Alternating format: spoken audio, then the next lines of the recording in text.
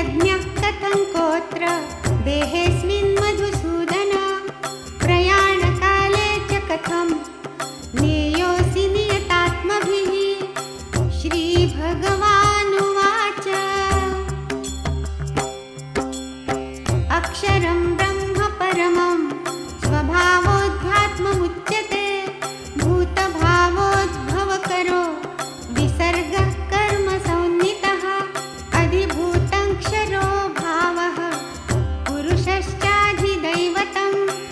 अधियज्ञोऽहमेवात्र देहे देहभृतां वर अन्तकाले च मामेव स्मरन् मुक्त्वा कलेवरं यः प्रयाति समद्भावं याति नास्त्यत्र संशयः यं यं वापि स्मरन् भावं त्यजत्यन्ते कलेवरं तन्तमेवैति कौन्तेय सदा तद्भावभावितः तस्मात् सर्वेषु कालेषु मामनुस्मरयुध्य च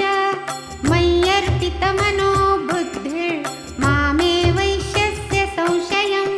अभ्यासयोगयुक्तेन चेतसा नान्यगामिना परमं पुरुषं दिव्यं याति पार्थानुचिन्तयन्। कविं पुराणमनुशासितारम् अणोरणीयं समनुस्मरेत्यः सर्वस्य दातारमचिन्त्य रूपम् आदित्यवर्णं तमसः परस्तात् प्रयाणकाले मनसाचलेन भक्त्या युक्तो योगबलेन चैव भ्रोर्मध्ये प्राणमावेश्य सम्यक् सतं परं पुरुषमुपैति दिव्यं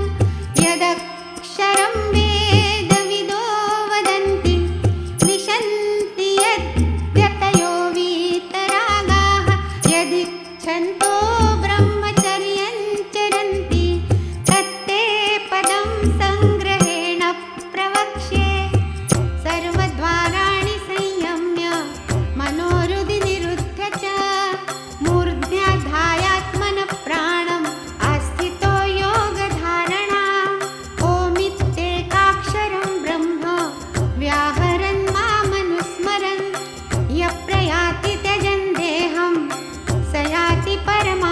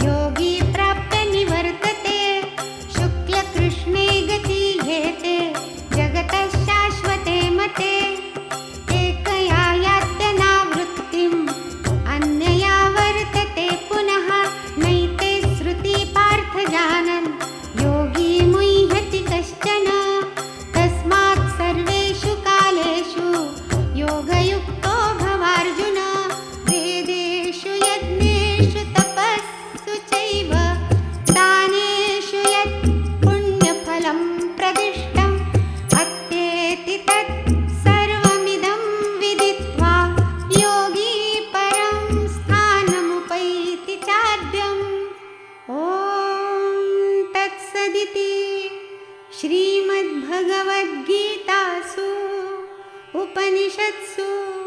ब्रह्मविद्यायां योगशास्त्रे श्रीकृष्णार्जुनसंवादे